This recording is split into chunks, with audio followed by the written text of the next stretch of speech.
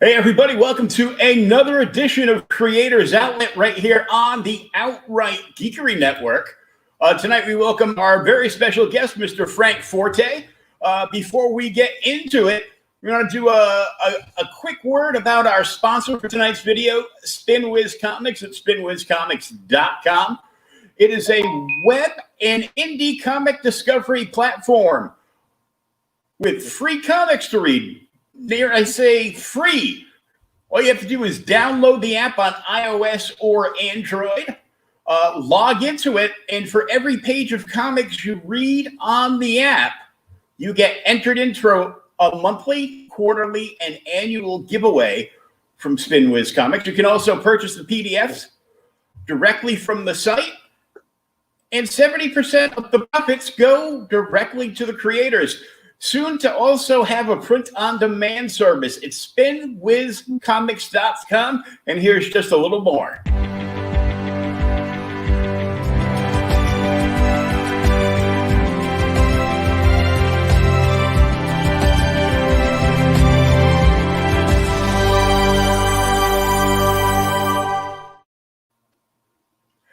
And now on with our program.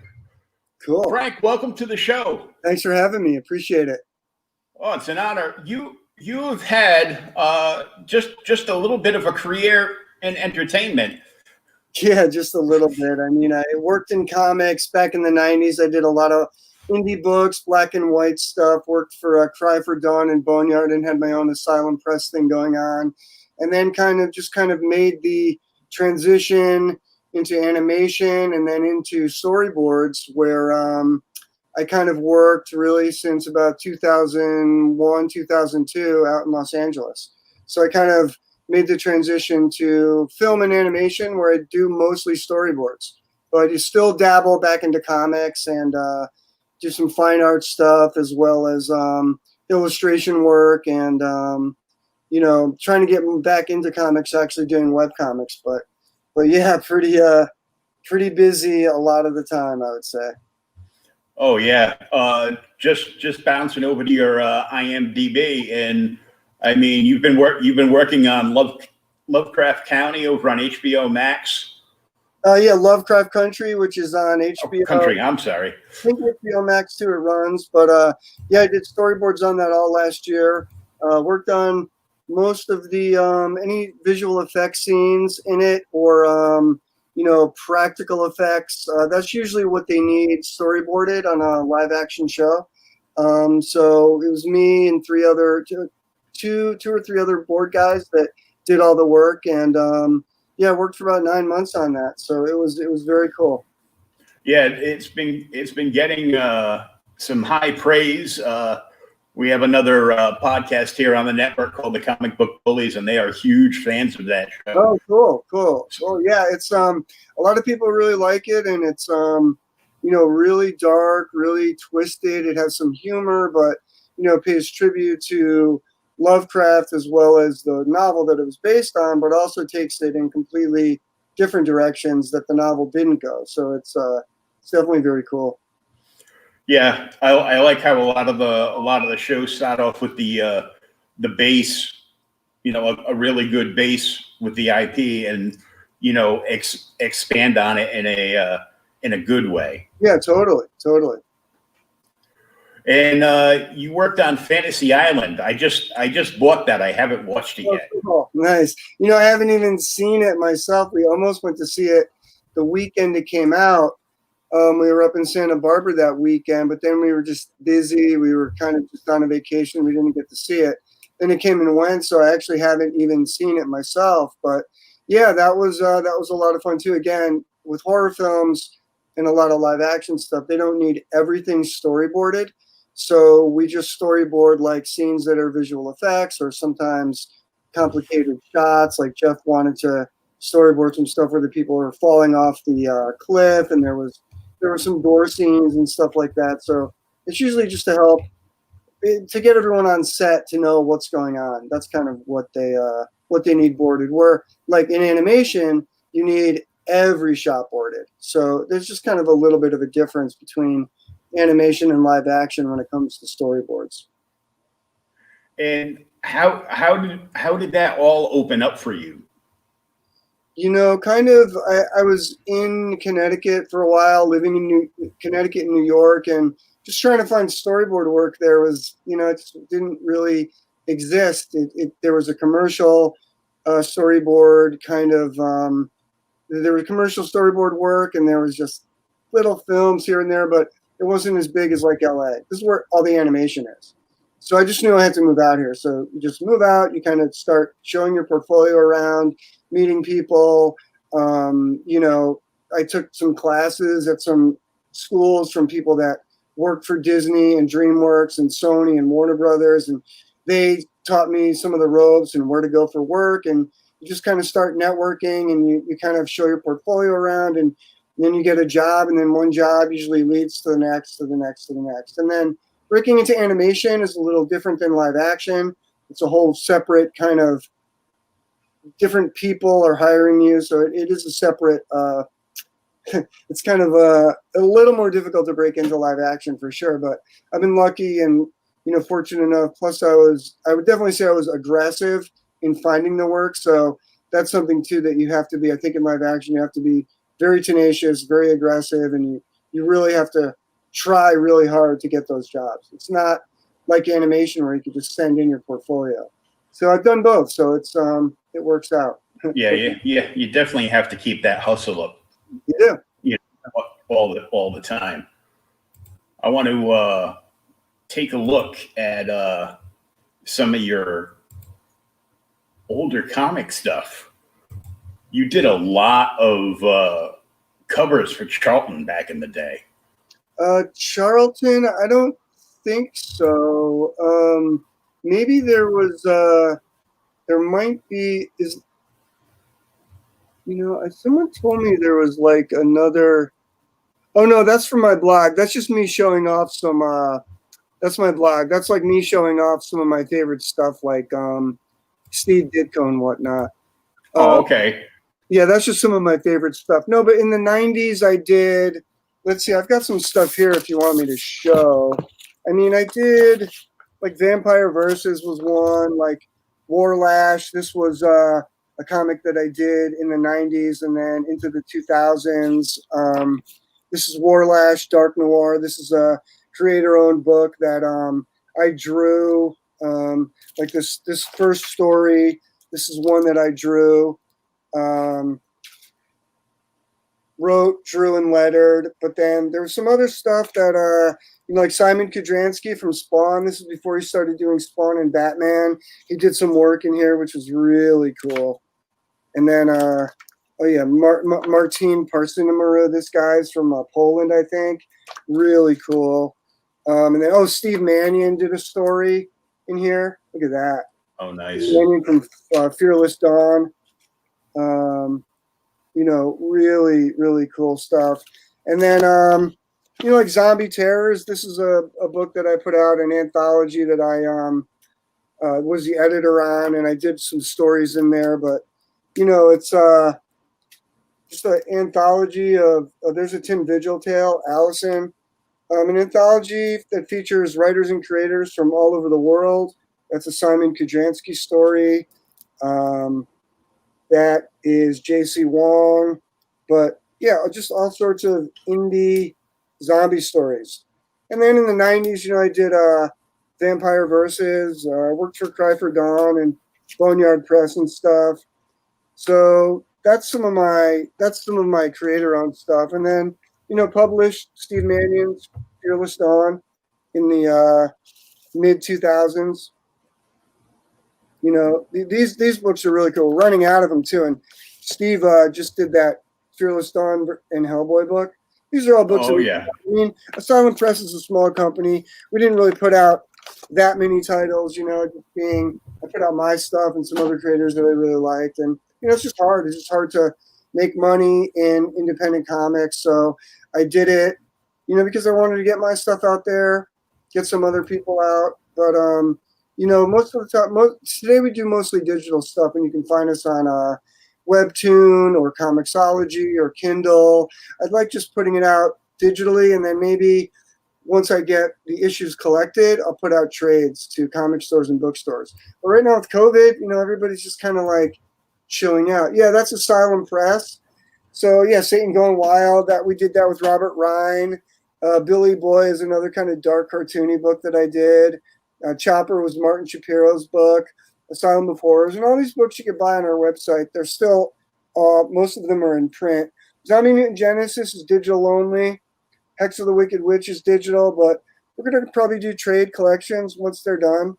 So it's horror, action, sci-fi, steampunk kind of stuff. But if you like that, just check out the website and the titles. A lot of the stuff is available digitally and then in print too. We have limited amounts left of some of the titles, but there's plenty of like Asylum of Horrors, Billy Boy. There's still a lot of those left.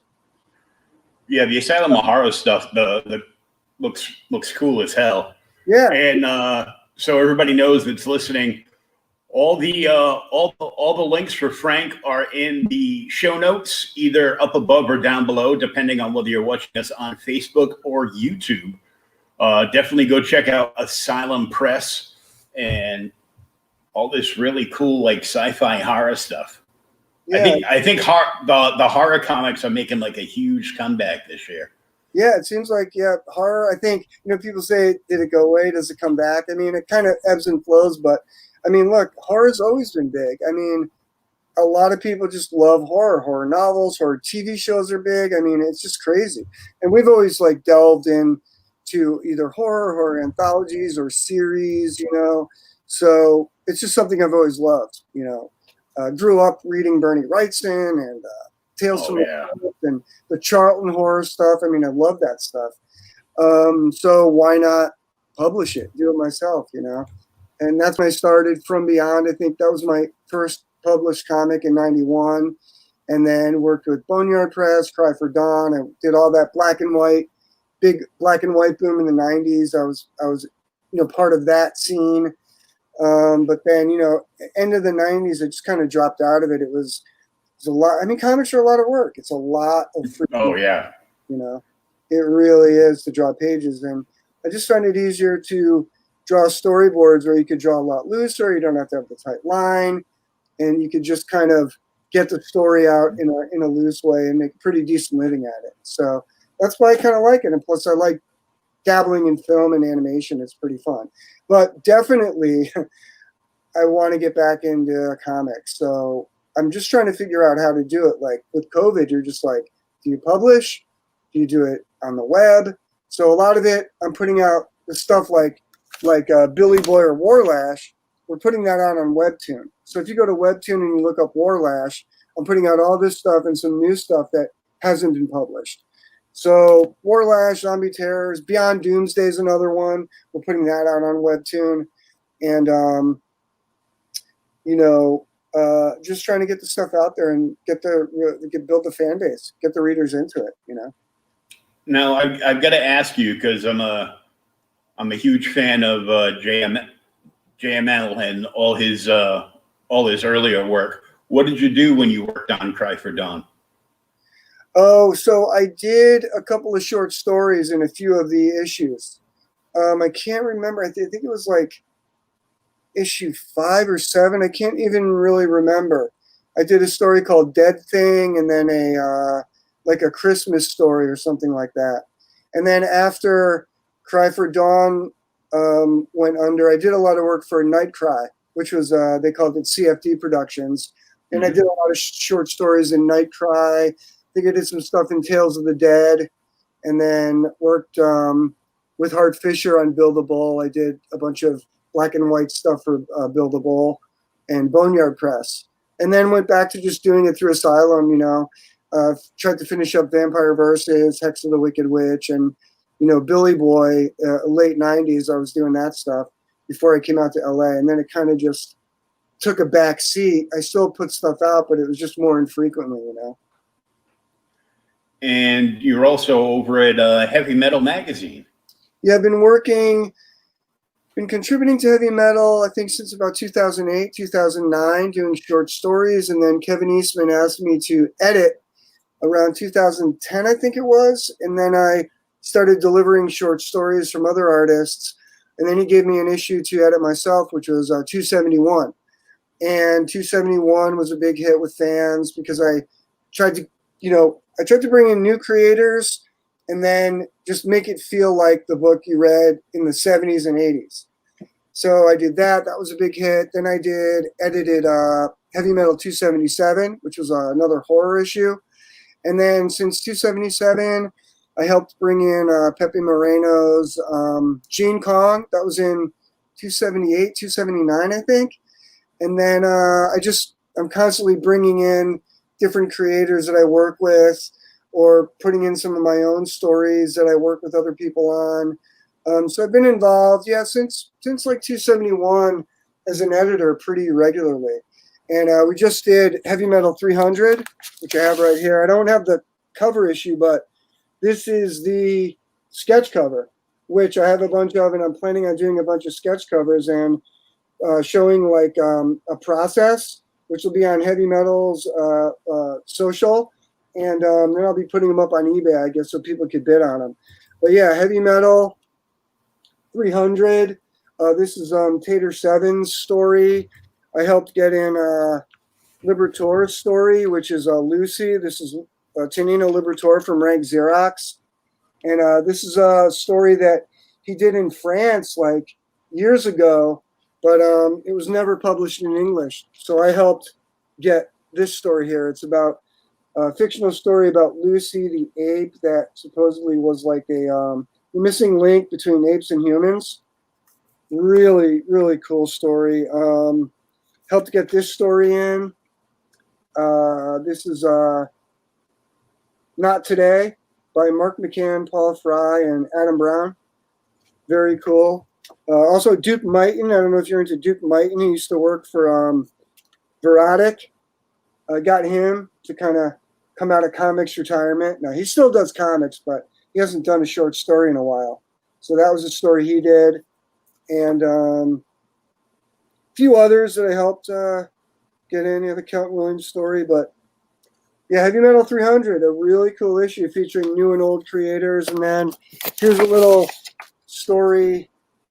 Here's a Hellboy illustration that I did on a cover of Heavy Metal. Yeah, let's get that full screen. Kind of fun. And I want to do more of these. I'm going to be doing more and putting them on my social, on my Instagram, and doing like time lapses of them, and then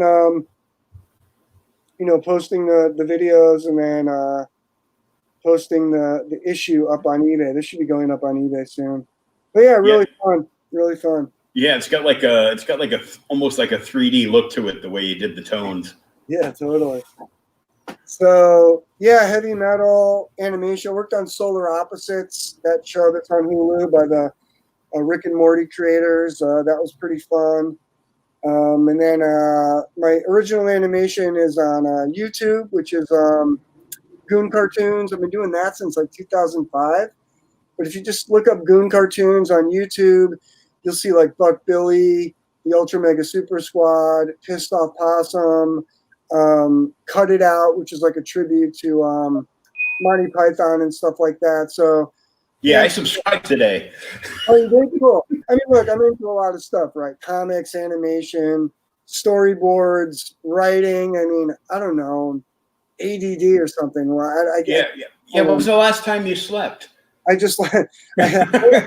haven't been sleeping well, actually.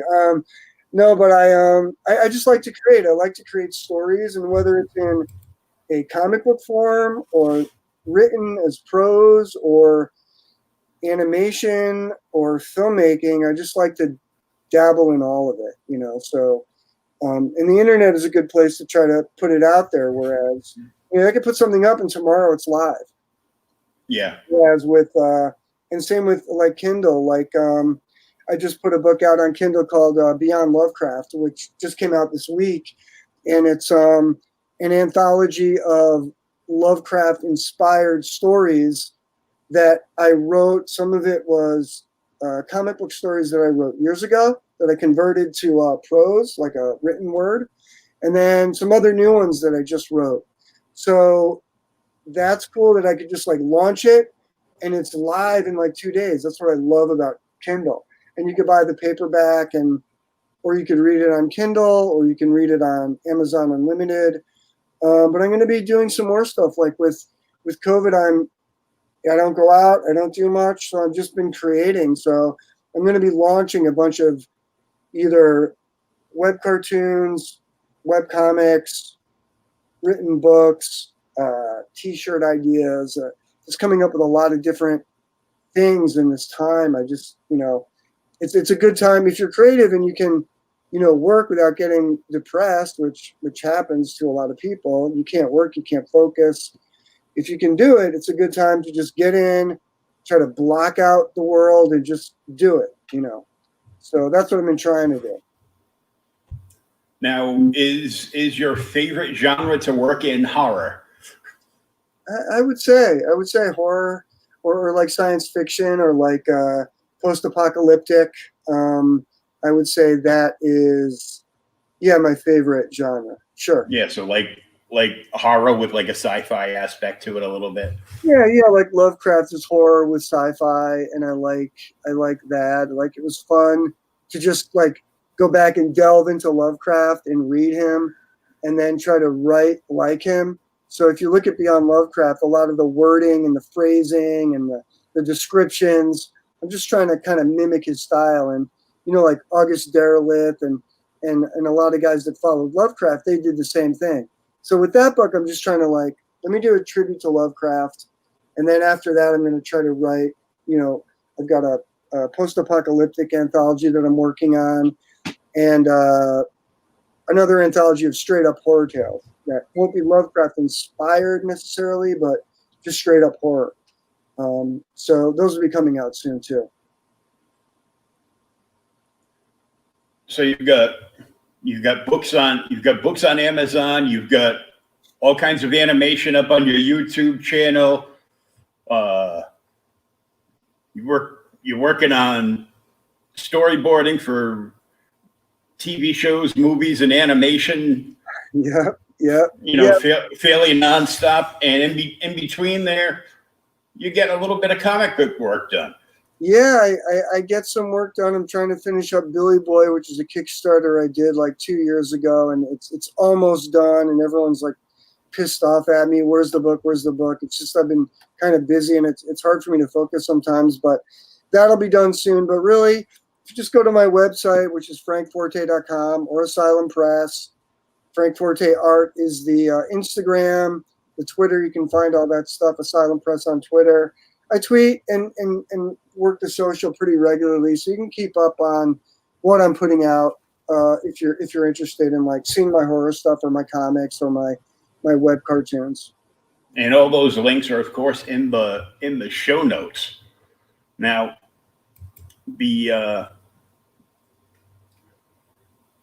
I gotta ask about your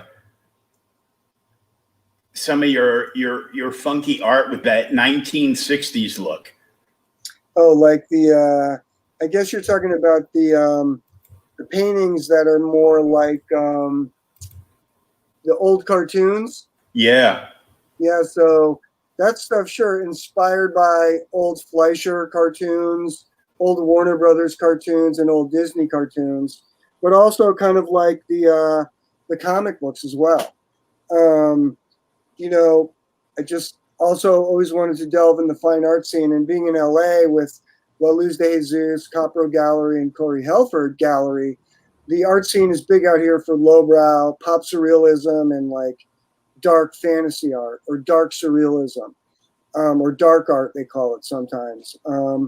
So I just started doing paintings, submitting to the galleries. I would get in, people would buy them, and then the galleries would want more. So when I have time, sure, I delve in the fine art scene. So, I want to do more of that, but just recently I've been more focused on the books and the writing. So the art has taken a little bit of a backseat, but I do want to get back to it if I can. Yeah, I saw that that Batman painting, and I was just like, oh man, this is like the coolest thing I've seen in like the last 10 years. Right. Yeah, so like, yeah, I guess you're right. Like I do work in two different styles when I do fine art. like the Batman stuff and the superhero stuff, I do kind of work in a, I guess you could say, a pop art, a neo pop art style that's influenced by Lichtenstein and Warhol and all those guys. Mm-hmm. That is one style that I work in. And then I work in another style that's more influenced by, like classic cartoons. Like, I don't know if you can see my old business card. Like, this stuff is, that stuff is more like, the old, 50s or 60s cartoons. Or even like 30s. Yeah. The rubber hose, the pie eye stuff. And then, the fine art, the pop art stuff. I don't know if I have any of that stuff around. But yeah, you can go to my website and see. It's kind of like a pop art style that I work in. If you can see that painting behind me right there, that's kind of like that's kind of more in the style of like old Betty Boop and the Big Bad Wolf. But the pop art style is another thing that's kind of fun because I love comic books, I love pop art, and I love ripping off Lichtenstein. What can I say? I love ripping off the dots and the style. And there's a lot of people that do that. And look, I know what it is. I'm ripping off pop art. That's what it is. It's a neo pop art style. I'm taking what Lichtenstein did and I'm doing it in my own interpretation of it. And using the stuff that I like, which is like Batman, horror comics, romance comics, putting romance comics into, like, taking the romance comics imagery and then putting those girls into superhero uniforms, if you see some of that stuff. So it's kind of like my own it's kind of a fun thing to just dabble in, using spray paint and stencils and just ripping off. It's basically, I'm just ripping off imagery from comic books and other stuff and just mixing it around and putting my own flavor on it. And sometimes I create my own costumes or my own characters over the images.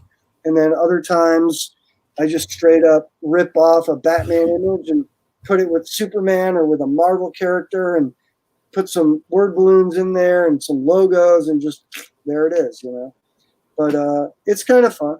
It's a fun little exercise to just kind of do that pop art style. So I like doing it, but it's been a while since, maybe a few months since I did a painting like that. But it's just a matter of how much time in the day do you have, Oh, exactly.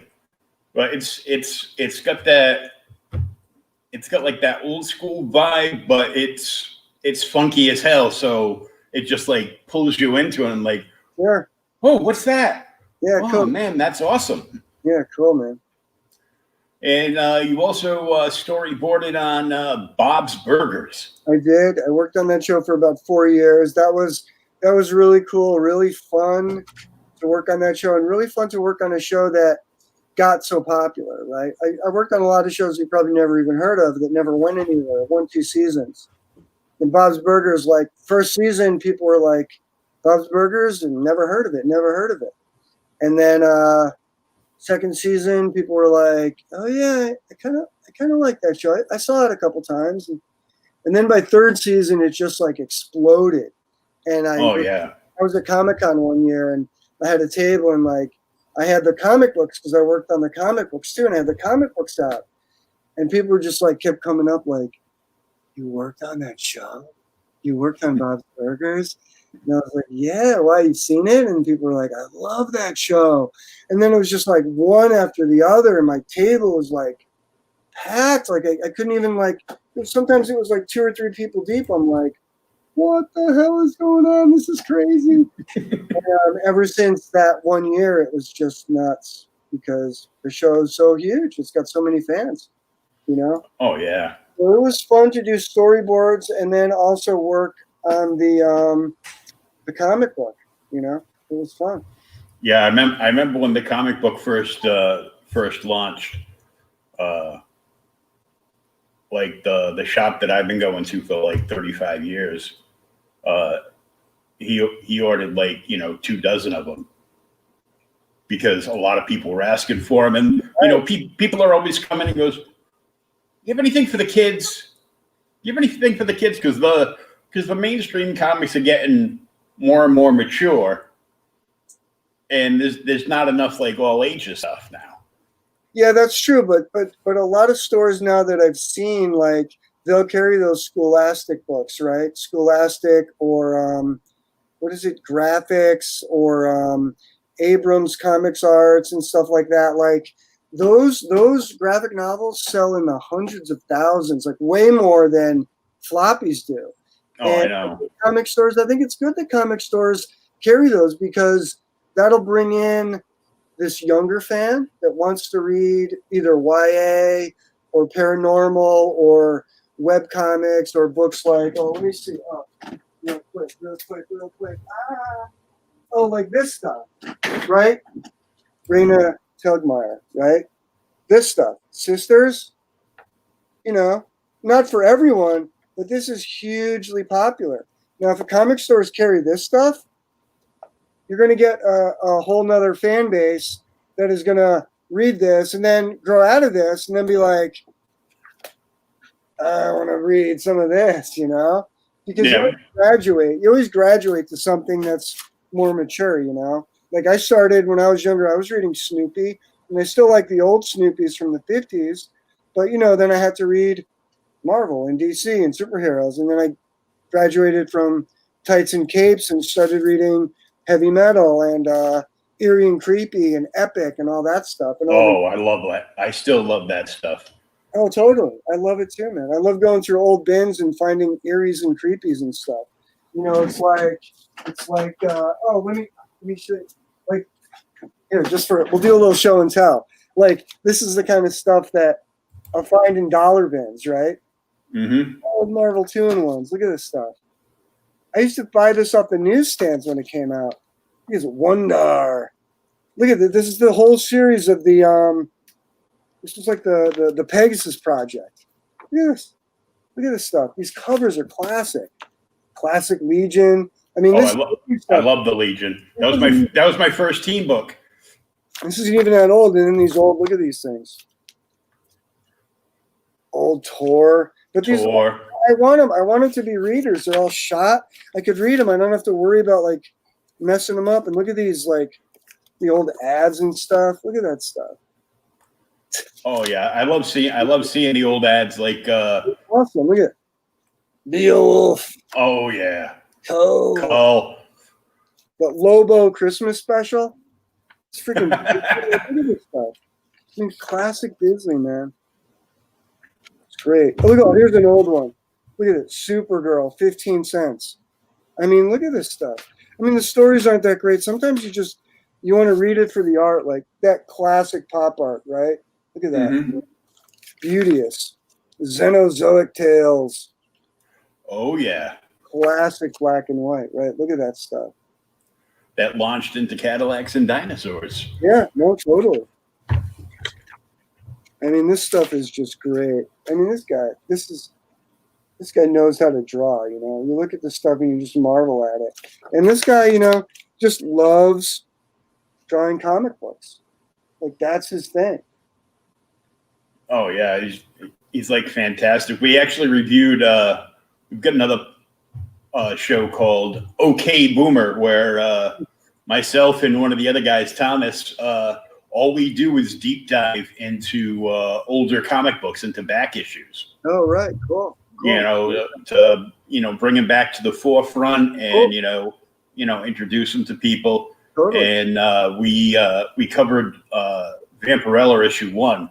Oh, wow. And because it's her 50th anniversary, Dynamite started reprinting the original magazine. So, of course, the first one is that famous Rosetta cover. I think I saw that in the store recently. Yeah, totally. Yeah. And they've been reprinting all those old ones, but they're reprinting all the original ads and columns and letter pages and everything. Yeah, and I'm like, that is right. You know, my daughter's like, "What are you doing?" I go, "I'm reading a letters page." She's like, "What's a letters page?" I go, 40 years. I go, well, centuries ago, people used to pop art and comic fans used to actually write letters to the editor about their favorite books, what they liked, and with questions and everything. And they would pick a few select letters and put them in the bag. And he goes, "And you're reading them?" She's like, "Yeah." I go. She's like, "When's this book from?"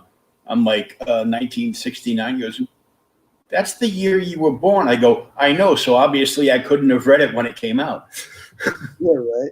No, it's totally cool. I like when they do that. You can see an issue as is that normally would probably go for a few $100, but you could read it. It's very, very cool.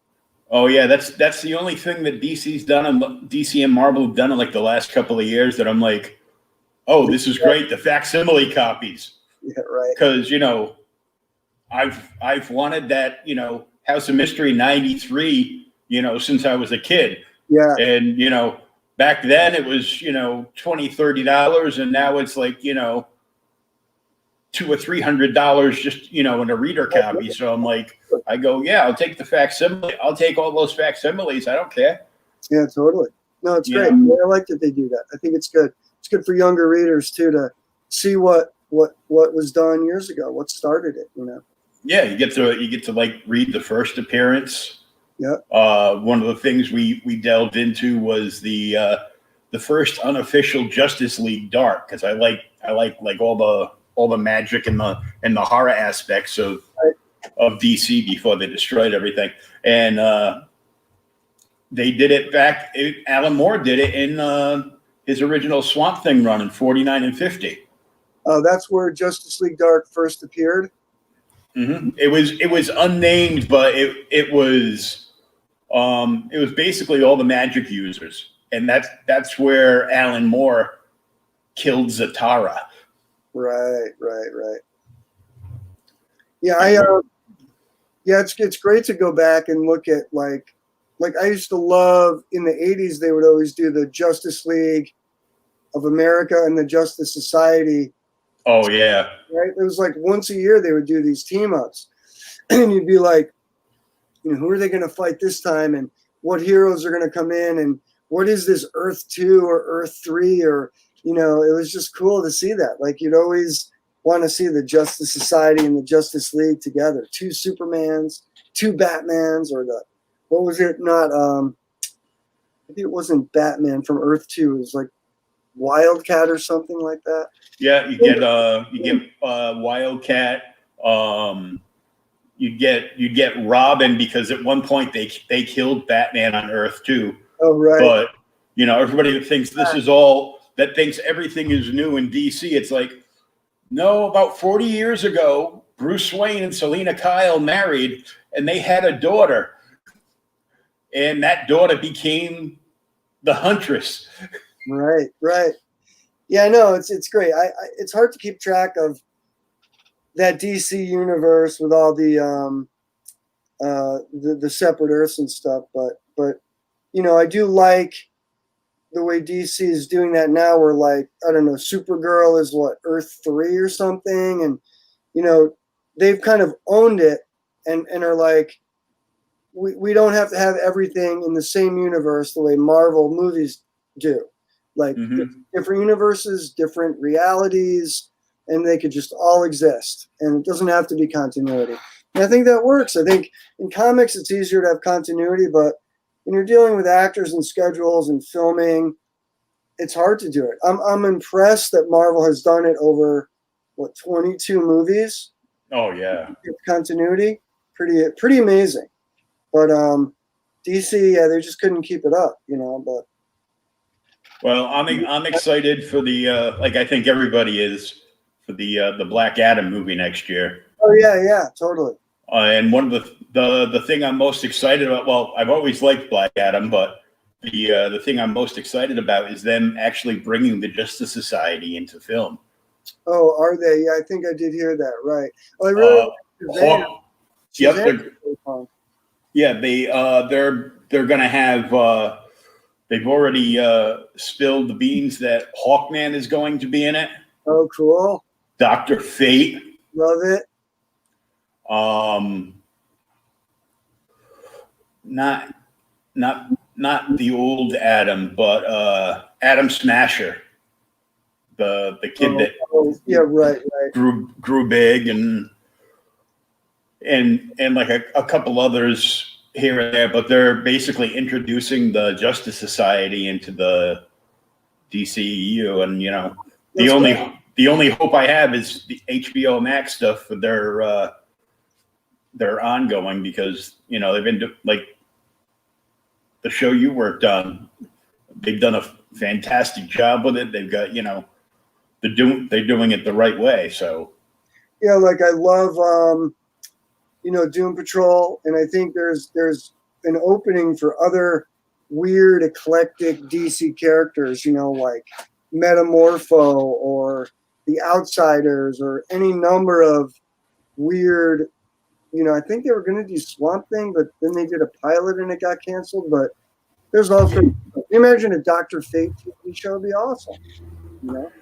well, they did the Swamp Thing show, and it was phenomenal. But somebody supposedly screwed up the paperwork between the town that they filmed in and the offices at Warner Brothers, and there was a mystery between who was getting what for, you know, the tax credits and all that hoopla that go along with, you know, making of the TV shows. And they cut it like 3 episodes short, and you know, just ended it. And that would be something that would go over, I think, wonderfully if they just handed that character over to HBO Max. Yeah, right. So where can you see those 3 episodes? Did they air? No, they cut the series short by about 3 episodes. Right. So where can you see them now? They should be on Max now, and they said they were also going to be airing those on CW this fall. Oh, cool. I'll check them out. Yeah, I haven't seen those. But yeah, there's a lot of stuff to catch up on, right? A lot of content now. Well, I would love to keep going, but I do have a deadline tonight. Oh yeah, so, most definitely. We'll definitely we'll work something out and get you back on a different time. There's a lot of stuff I could talk about, a lot of projects, a lot of stuff coming up. I'll always have a new book or a new cartoon or something to promote. So yeah, we'll do it again. We'll talk about some old comics or something. Look at that. I've got a ton of stuff. We'll do a little show and tell. You could show me some of your old comics. I'll pop up some covers and we'll do Geek Talk for sure. Oh yeah. Just give me a call. I'll be glad to have you back on anytime. Sure. It's been awesome chatting and checking out and hearing about, you know, the adventure you've been on. Yeah, it's been a wild ride, and this year has been pretty nutty too with COVID and everything. But yeah, hopefully it keeps going, and I keep getting to work on great projects and creating cool stuff. Well, cheers to that, and we'll talk to you soon, Frank. Cool. Thanks, man. Peace. Thank you. Have a great night. Yeah, you too, man. Have a good one.